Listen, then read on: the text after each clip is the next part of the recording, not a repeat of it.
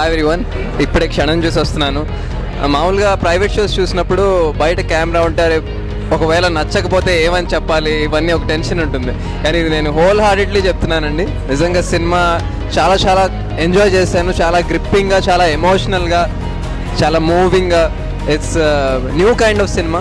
తెలుగు ఇండస్ట్రీకి డెఫినెట్గా కొత్త టైప్ ఆఫ్ సినిమా. అండ్ అందరినీ I have to congratulate everyone, Sesh especially, because he is written part of the screenplay story చాలా బాగా చేశాడు. అండ్ పివిపి గారు for like boldly making this movie. And పెద్ద సినిమాలతో పాటు ఈ చిన్న సినిమా కూడా చేయటం.